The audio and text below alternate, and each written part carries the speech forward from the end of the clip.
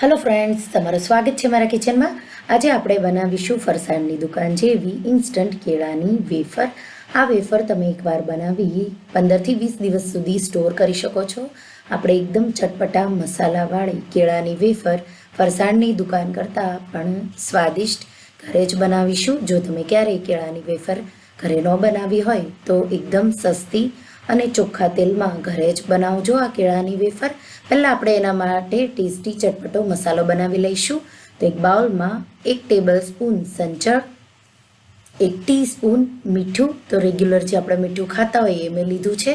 એમાં ગાંગડીઓ ન રહે એ ધ્યાન રાખવાનું. જો હોય તો આ રીતે તમારે તોડી લેવાની. મીઠું તમે સ્વાદ પ્રમાણે વધારે પણ લઈ શકો છો. 1 ટેબલ સ્પૂન શેકેલા જીરાનો પાવડર, 1 ટેબલ સ્પૂન મરીનો પાવડર અને 1.5 ટેબલ સ્પૂન લાલ મરચું પાવડર. તો અહીંયા મીઠું અને મરચું છે એ તમારે થોડું સ્વાદ પ્રમાણે એડજસ્ટ કરવું હોય તો કરી શકો છો, પણ આ રીતે મસાલો તમારો એકદમ પરફેક્ટ બનશે. એકદમ સારી રીતે મિક્સ કરી દઈશું અને આપણો કેળાનો વેફરનો મસાલો તૈયાર થઈ ગયો છે. હવે આપણે કેળાની વેફર બનાવીશું. તો એના માટે મેં અહીંયા 4 ડઝન કાચા કેળા, તો તમને ઇઝીલી માર્કેટ કે શાકવાળા પાસે આ કાચા કેળા મળી જશે. કાચા કેળાની લૂમ એટલે આ રીતે બહુ બધા અને બહુ જ સસ્તા પ્રમાણમાં મળતા હોય છે. તો આપણે આ રીતે લૂમને પહેલાં મેં ધોઈ લીધી છે અને એમાંથી આપણે 2 કેળા કાપી લઈશું આ રીતે. અને બધા કેળાને એ રીતે હું છૂટા પાડી દઈશ અને પછી આપણે કેળાની છાલ, તો જેટલો ગ્રીન ભાગ, રેસાનો ભાગ હોય એ બધો જ છાલ ઉતારી રેડી કરી લઈશું. તો આ રીતે તમે જોઈ શકો છો ઉપર અને નીચેના ભાગ પણ મેં કાપી લીધા છે સારી રીતે. એ જ રીતે હું બીજા કેળાની પણ આ રીતે છાલ ઉતારી કાપી લઈશ.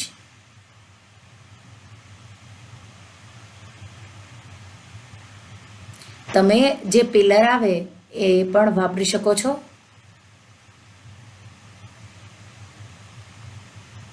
તો આ રીતે કાચા કેળાની છાલ ઉતારી તરત જ આપણે એને પાણીનો ભરેલો મોટા બાઉલમાં નાખી દઈશું, એટલે કેળા છે એ કાળા ન પડી જાય. તમે એને 1-1, 2-2 સાથે છાલ ઉતારતા જઈ અને તળી શકો છો. એ રીતે પણ ઇઝી પડશે. તો આ રીતે મેં કેળાની છાલ ઉતારી એક પાણીવાળા વાસણમાં ભરી દીધું છે. હવે આપણે કેળાની વેફર પાડીશું. તો આ રીતે ખમણી લઈ લેવાની, પાતળી હોય એવી, અને આપણે એને આ રીતે સ્લાઇસ, લાંબા કે ગોળ કે અડધા કરી હાફ સ્લાઇસ પણ કરી શકો છો. તો આ રીતે મેં ખમણીના મદદથી આ રીતે લાંબા લાંબા સ્લાઇસ કરી લીધા છે. તો બટેટાની વેફર માટે જે સંચો આવે એનાથી પણ તમે પાડી શકો છો. તો આ રીતે મેં એને પાડી અને તરત જ આપણે એને તેલમાં નાખીશું. તો જ્યારે તમારો એક વારની વેફર બધી તળાઈ જાય ત્યારે, જ્યારે તળાઈ જવાની તૈયારી હોય ત્યારે જ તમારે આ વેફરને પાડવાની અને પછી તરત જ તેલમાં નાખવાની, નહીંતર તરત જ આ વેફર કાળી થઈ જાય છે. તો આ રીતે આપણે એકવાર તેલ ગરમ થઈ જાય એટલે વેફર નાખીશું. વેફર નાખી અને વેફરને આપણે, બબલ તમે જોઈ શકો છો બહુ બધા છે, ઓછા થાય બબલ અને ક્રિસ્પી થવા લાગે ત્યાં સુધી આપણે એને તળીશું. તો હલકો એવો કલર કેળાની વેફરનો બદલાશે એટલે આપણે એને બહાર કાઢીશું.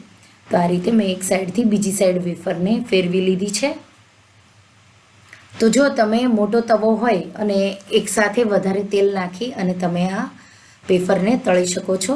તો હવે આપણી વેફર એકદમ ક્રિસ્પી થઈ ગઈ છે. આ રીતે તમે જોઈ શકો છો બબલ પણ ઓછા થઈ ગયા છે. આપણે વેફરને તેલ નિતારી અને કિચન પેપર પર કાઢી લઈશું.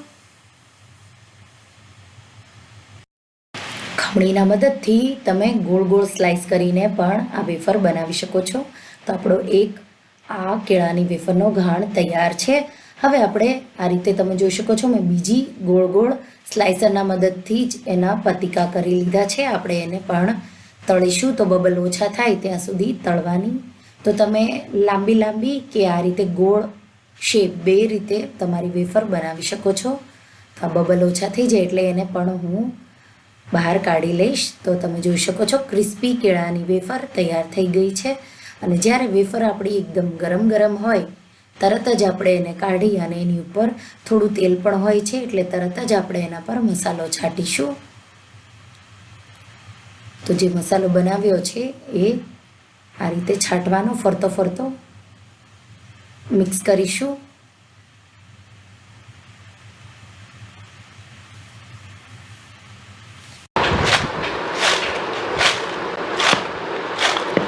થોડો વધારે છાંટીશું. તો ફેરવી બધી સાઈડ આપણે મસાલો છાંટી અને આપણી વેફર તૈયાર થઈ ગઈ છે. તો તમે જોઈ શકો છો એકદમ ક્રિસ્પી અને મસાલેદાર આપણી કેળાની વેફર તૈયાર થઈ ગઈ છે. ઠંડી પડે એટલે એરટાઈટ ડબ્બામાં ભરી તમે 15થી 20 દિવસ સુધી ખાઈ શકો છો. તો આ રીતે એકવાર ઘરે જ ઇન્સ્ટન્ટ કેળાની વેફર બનાવી મને કમેન્ટમાં કહેજો કે તમને મારી રેસીપી કેવી લાગી. જો તમને આ ઇન્સ્ટન્ટ કેળાની વેફરની રેસીપી ગમી હોય તો રેસીપીને લાઇક કરજો, શેર કરજો અને મારા ચેનલને સબસ્ક્રાઈબ કરજો.